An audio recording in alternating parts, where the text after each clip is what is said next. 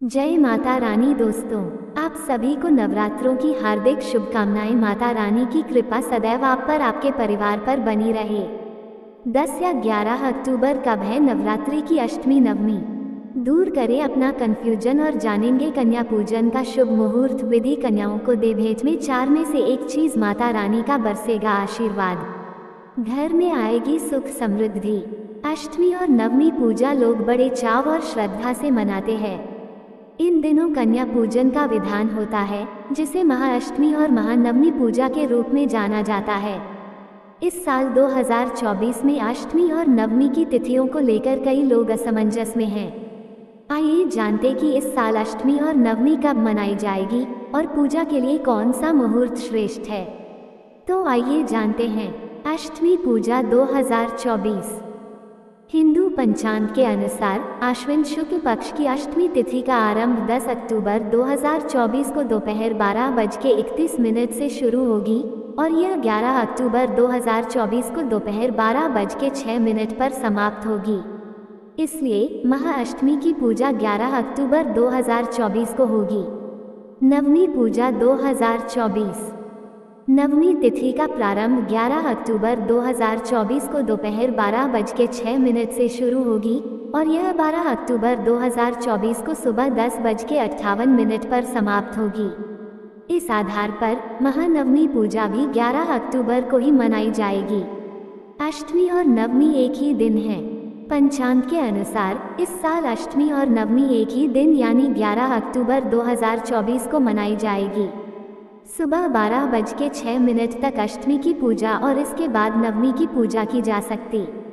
अष्टमी नवमी एक ही दिन। इस बार शारदीय नवरात्रि में सप्तमी और अष्टमी एक ही दिन है, जो 10 अक्टूबर को है। शास्त्रों के अनुसार नवरात्रि में जब सप्तमी अष्टमी एक साथ ही दिन हो तो दुर्गाष्टमी का व्रत उस दिन नहीं करना चाहिए। इसे निषेध माना गया है।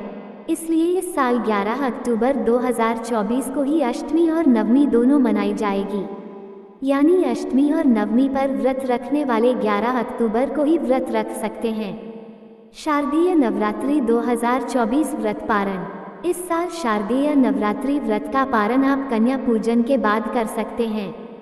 हालांकि नवरात्रि व्रत के पारण के लिए सबसे उपयुक्त समय नवमी की समाप्ति के बाद माना जाता है, जब दशमी तिथि प्रचलित हो है। इसी दिन कन्या पूजन भी किया जाएगा। महाअष्टमी और महानवमी के दिन 9 कन्याओं को भोजन कराने और भेंट देने से माता रानी की कृपा प्राप्त होती है, जिससे कन्या पूजन का शुभ मुहूर्त। महाअष्टमी पर कन्या पूजन आप 11 अक्टूबर को सुबह 7:47 से लेकर 10:41 तक कर सकते हैं। इसके बाद दोपहर 12:08 से लेकर 1:35 तक कन्या पूजा कर सकते हैं। कन्या पूजा विधि। एक दिन पहले ही 10 वर्ष से कम उम्र की 9 कन्याओं को न्योता दे दें। एक बालक को भी न्योतें।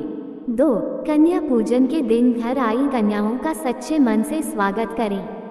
मान्यता है कि इससे देवी मां प्रसन्न होती हैं। 3 इसके बाद स्वच्छ जल से उनके पैरों को धोएं, इससे भक्त के पापों का नाश होता है।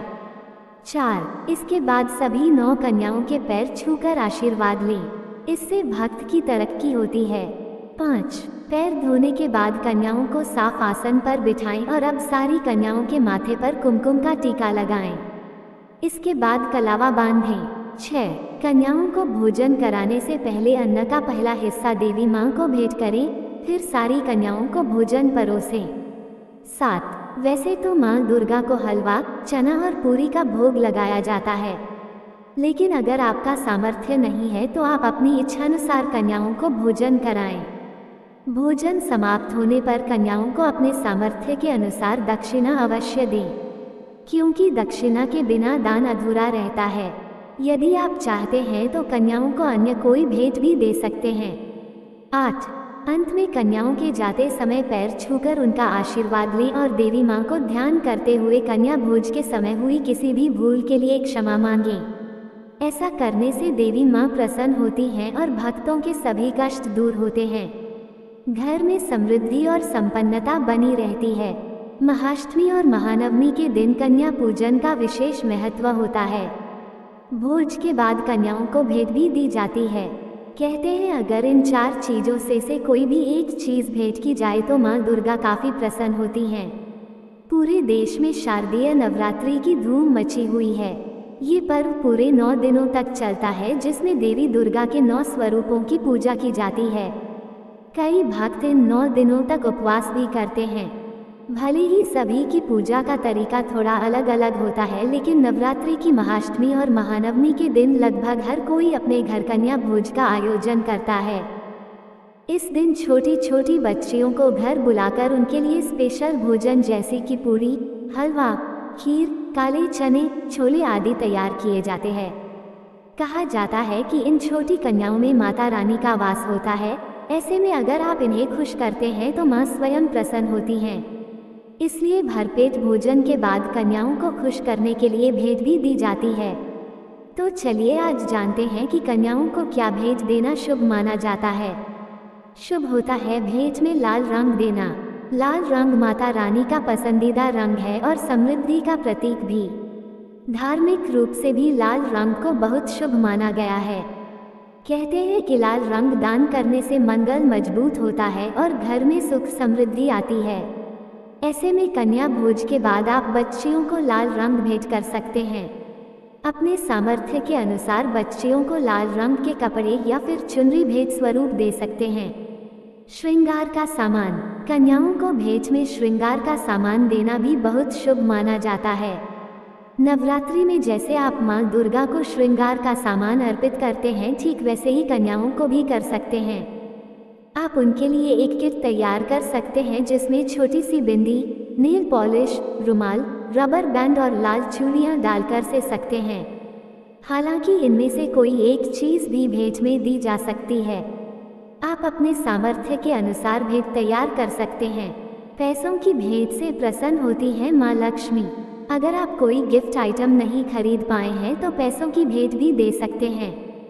धार्मिक मान्यताओं के अनुसार कन्याओं को पैसे की भेंट देने से माँ लक्ष्मी प्रसन्न होती है और घर में कभी भी धन की कमी नहीं होती। ऐसे में आप अपनी सामर्थ्य के अनुसार एक लिफाफे में कुछ पैसे डालकर कन्याओं को भेंट स्वरूप दे सकते हैं। आर्थिक समस्याओं से छुटकारा पाने के लिए इसे काफ़ी शुभ माना जाता है। फलों और मिठाइयों को करें शामिल। कन्या पूजन के दौरान आप कन्याओं को फल और मिठाइयाँ भी भेंट स्वरूप दे सकते हैं। खासतौर से फलों में नारियल और केला देना बहुत ही शुभ माना जाता है। कहते हैं ऐसा करने से आपके अच्छे कर्मों का फल कई गुना होकर वापस मिलता है। इसके साथ ही माता रानी का मनपसंद हलवा भी कन्याओं को जरूर दें। ये भी काफ़ी ज़्यादा शुभ माना जाता है। आप बाजार से लड्डू या बर्फी मंगवाकर भी कन्याओं को दे सकते हैं। इससे कन्याएं बहुत खुश होंगी। करें ये उपाय, बढ़ेगी सुख समृद्धि, आएगी खुशियाँ, माता रानी होगी प्रसन्न। लाल चुनरी चढ़ाने से विशेष फल की प्राप्ति होती है। ये चुनरी समर्पण का प्रतीक है और माना जाता है कि इस दिन चुनरी चढ़ाने से माता रानी की कृपा सदैव आपके साथ रहती है। इससे घर में सुख शांति और समृद्धि का वातावरण बना रहता है। संध्या आरती और दीप प्रज्वलन।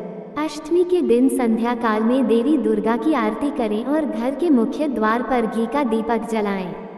ऐसा करने से न केवल घर में सकारात्मक ऊर्जा का प्रवाह होता है, बल्कि माता रानी की कृपा भी प्राप्त होती है।